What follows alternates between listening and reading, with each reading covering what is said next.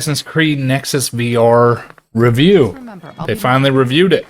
I don't want any Let's more see it. surprises. Even way back in 2007, when we entered the Animus for the first time in the original Assassin's Creed, who among us never imagined the day Great we'd game, be by able the way. to enter the same virtual world as Desmond Miles to do battle with Templars?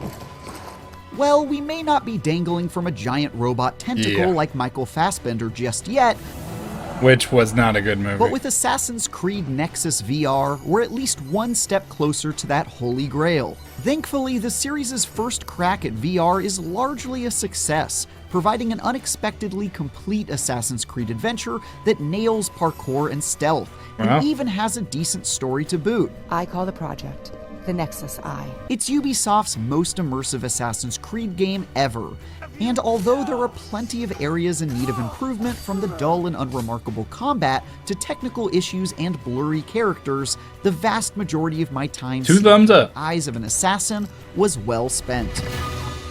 Nice.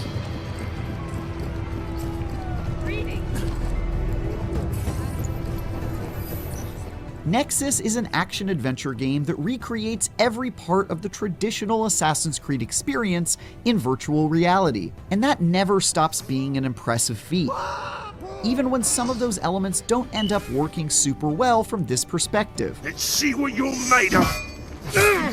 One moment you're channeling your inner assassin as you parkour across rooftops in Venice, the next you're battling these sluggish Spartans in ancient Athens, and the next you're tailing someone through the streets of Boston and colonial America. He's the one we're looking for, lads.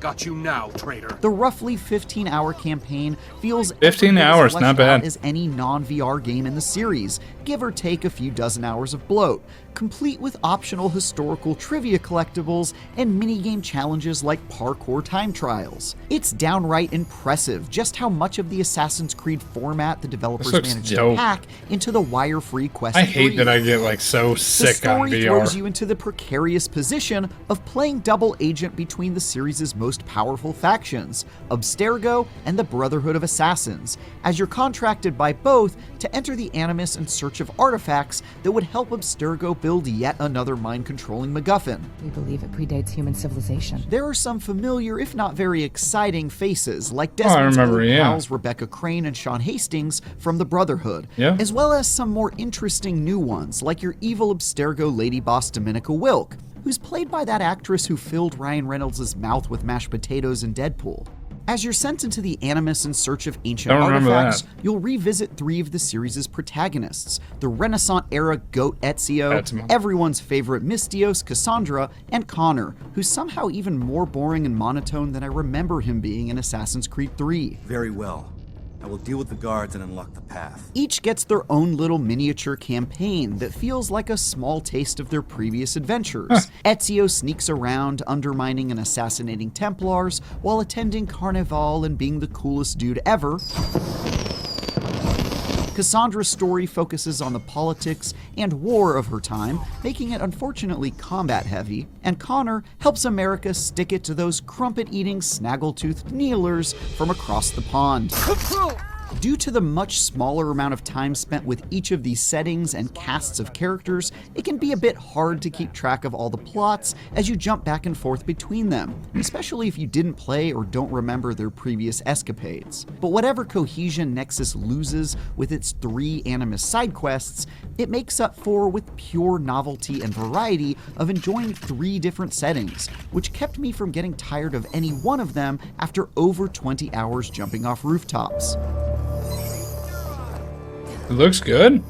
I mean, No matter whose boots or sandals you're occupying, though, you'll mostly be doing the same classic Assassin's Creed stuff you might expect, and most of that translates very well in VR. Creeping around in stealth to assassinate enemies with your hidden blade, gathering intel by eavesdropping on conversations, and blending into the crowd is unsurprisingly a lot of fun in first person, especially since you can get creative by leaning to peek around corners or lying flat on the ground to hide behind small objects. Things We that lie wouldn't flat be on possible the in a ground? regular Assassin's Creed game. Move along then, lick spittle.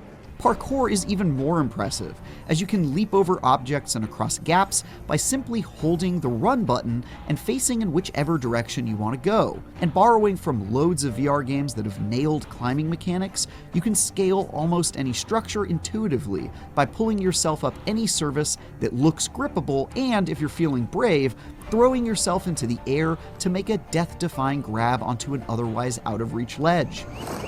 It's really cool. It's especially great that even those prone to motion sickness like myself are unlikely to have issues with Nexus. Due to a very smooth experience on the Quest 3, which includes a plethora of comfort options. But honestly, I found myself not needing to make use of them here. Even this didn't faze me. Combat is the final piece of the Assassin's Creed puzzle, and much like it is in the non-VR games, it's definitely the weakest part of Nexus. While attacking unaware combatants with bows or throwing daggers from afar is satisfying, once you're forced to confront the enemy toe-to-toe, the bad AI and overly simplistic mechanics quickly make these sections an irritation. Enemies attack you one at a time, repeating the same telegraphed moves before opening themselves up to attack, leaving little room for creativity or challenge. Thankfully, most combat can be avoided by way of stealth takedowns, but well, I think that's how they wanted the game to be played, is with stealth. It becomes a monotonous chore in between the much more interesting stealth and parkour sections.